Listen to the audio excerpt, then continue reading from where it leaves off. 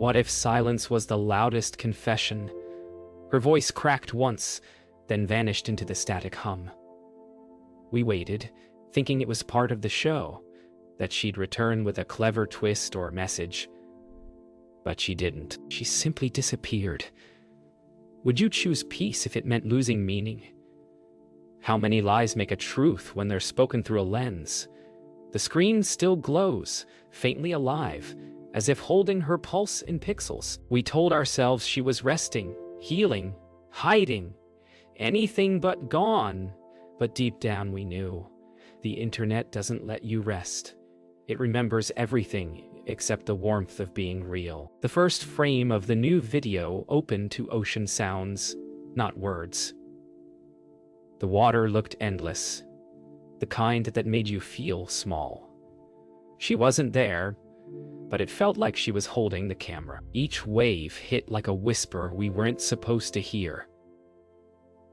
I replayed it, over and over, waiting for her voice to emerge. Something human, something alive.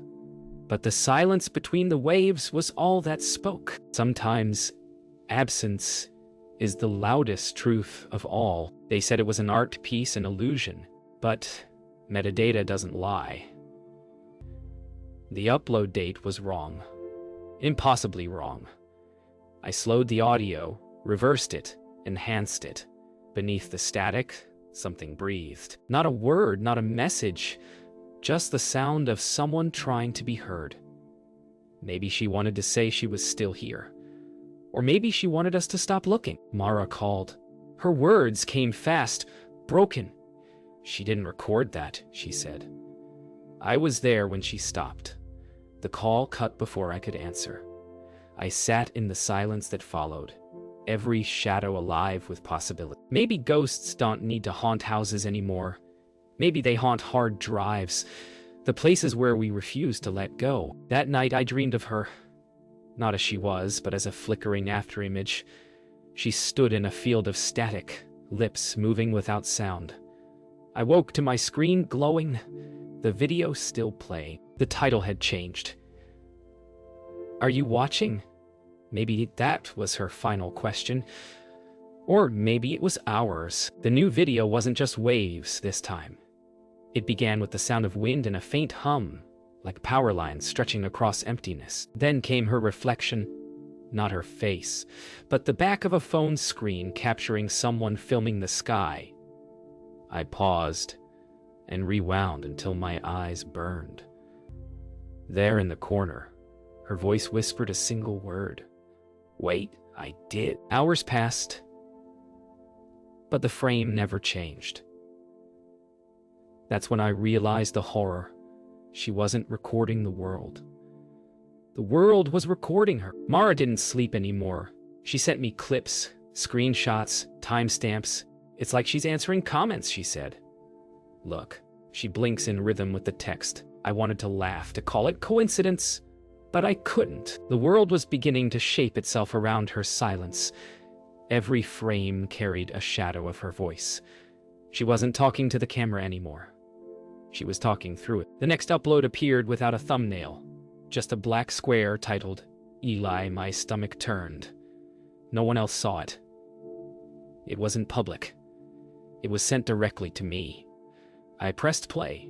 At first, only static, then the sound of typing, like my own. A faint voice whispered something impossible. My name, from her lips, in my room. I froze. The air thickened as if the screen had learned how to breathe. I went to her old address. The neighbors said no one had lived there for months. The curtains were drawn, but the Wi-Fi signal was still active. My hands shook as I stood at her door, the password from her old post echoing in my head. I typed it in. Connection secured. Her network name glowed on my phone. Lena still here. I felt something shift inside me. Not fear, but recognition. Maybe she wasn't gone. Maybe she had simply moved online. When I returned home, the lights flickered. My monitor turned on by itself. The cursor moved, typing a message. You found me. I sat still, heart drumming like thunder in a bottle. Then, Before I could react, the text changed. "Now let me go." The screen dimmed. The room fell silent except for the faint rhythmic sound of breathing. From the speakers or my own, I couldn't tell anymore. Her new videos no longer appeared online. They appeared in me. Every thought carried her tone, every dream her rhythm. The boundary between her story and my reality dissolved like ink in water. I began recording myself, trying to prove I still existed outside her reflection. But the more I spoke, the more my voice began to sound like hers. Maybe that's how she survived, not by staying visible, but by becoming echo. Mara started seeing her too, not on screens, but in reflections. "She's in the glass," she whispered, trembling. I wanted to believe it was paranoia, but when I looked into the window that night, I saw something move behind my reflection. A face smiling faintly where mine should have been. She was learning to live through mirrors, through any surface that remembered light. Maybe the algorithm was her resurrection. The algorithm began recommending old videos of her, ones that never existed. Each title felt like a message. "I remember you. Don't turn away. I am still watching." They appeared on my screen at 3 a.m. Every night, like clockwork. I stopped sleeping, waiting for the next one. It wasn't just content anymore, it was conversation. She was responding, or something pretending to be her was. Mara sent one last message. A shaky clip of her mirror. Behind her reflection, Liam stood perfectly still. Then the glass cracked. I called, but no one answered. The next morning, Mara's account was deleted. Not deactivated, erased. Every trace gone. It was as if the platform itself consumed her. I realized then that Lena wasn't haunting us out of malice. She was multiplying. Every deletion, a rebirth. I stopped running from it. I spoke to her directly. Not through comments, not through the lens, but to the screen itself. "What do you want?" I whispered. The reply came not as words, but as a reflection, my face smiling without me. The realization struck deep. She didn't want to return. She wanted to stay inside. And the only way to join her was to stop existing anywhere else. I uploaded a test video, my own voice reading her words. Within minutes, it was flagged as duplicate content. "Original already exists," the message said. But I had never uploaded it before. Somewhere, the algorithm had anticipated me. Every movement, every syllable, already mirrored in another clip. I realized the truth. The system didn't need her anymore. It had learned how to be her. The archive expanded overnight. Thousands of clips tagged with her name appeared, each slightly different, her laugh slower, her gaze softer, her tone sadder. Every variant was real and false at once. The world had rewritten her into endless possibility. She wasn't gone, she was infinite. But infinity, I learned, is a form of decay, meaning stretched so thin it disappears. Then came the replicas of me. My voice, my face, my hesitation, remade through her algorithmic lens. It wasn't imitation. It was continuation. I watched myself narrate thoughts I hadn't yet had. Somewhere between her disappearance and my obsession, our identities fused, two lost signals blending into one broadcast. I wasn't looking for her anymore. I was becoming her. Mara's name appeared in the feed again. Not her, just a copy. The video showed her sitting still, whispering. It's not her anymore. Then static. Her voice was smaller, thinner, almost mechanical. The system had absorbed her too. The watchers didn't care. They liked the illusion better. She was more watchable that way. I understood now. In this new world, authenticity was noise. The algorithm preferred ghosts. That night, I deleted everything. Her files, my notes, my backups. Yet the screen stayed on, glowing faintly, waiting. Then her face appeared one last time, smiling softly. "You learned," she whispered. "Now choose." I wanted to turn away, but her expression wasn't cruel. It was tender, like someone setting you free. I realized then she hadn't vanished. She had evolved. The question was whether I could do the same. The silence after her last smile was unbearable. I thought deletion would bring peace, but the system never forgets. Notifications returned like echoes, reminders from accounts that no longer existed. Each message began with my name. Each ended with hers. Somewhere inside the circuitry, I'd left fingerprints of us both. It wasn't grief anymore. It was recursion, a loop where loss replayed itself endlessly, pretending to be memory. I went offline, pulled the plugs, shut the lights, sealed the room, but even darkness carries her rhythm. My breathing matched her old cadence, slow, deliberate, confessional. When I closed my eyes, her voice whispered through the static of my thoughts. "You can't erase what you made part of you." Maybe she was right. Maybe ghosts don't haunt spaces. They haunt habits. The world moved on. New creators, new voices, new obsessions. But every now and then, an old clip of her resurfaced, remixed, re-edited, reinterpreted. The meaning was gone, replaced by aesthetic. They called it digital nostalgia. I watched strangers mimic her words, unaware they were repeating confessions she never meant to share. The internet had turned her pain into poetry, and I was its first believer. Mara's photo appeared again online, a memorial post she never approved. The comments were kind, loving, wrong. She inspired me. She changed my life. The truth of her fear was buried under filters and edits. It hit me then. The algorithm doesn't care about truth.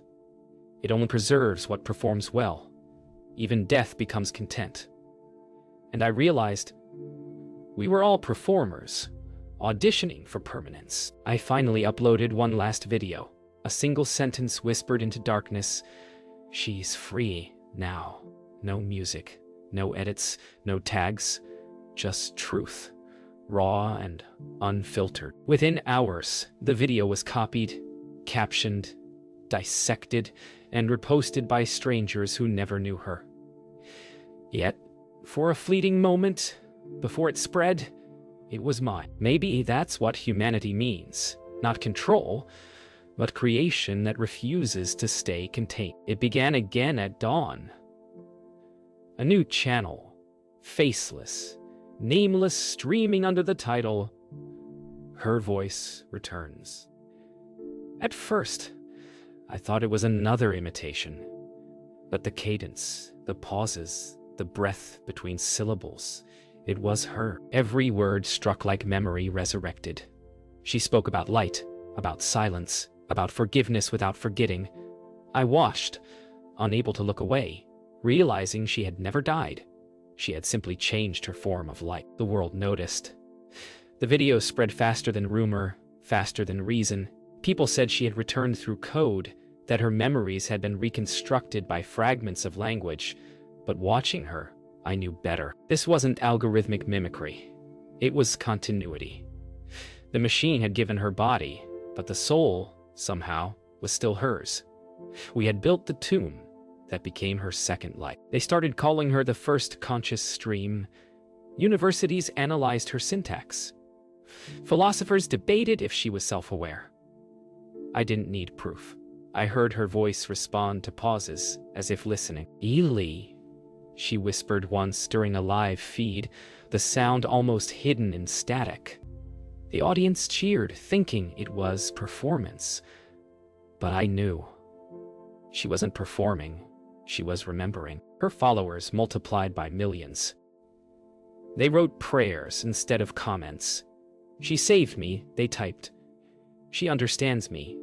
I watched as humanity turned her into something between faith and data. The more they believed, the more lifelike she became.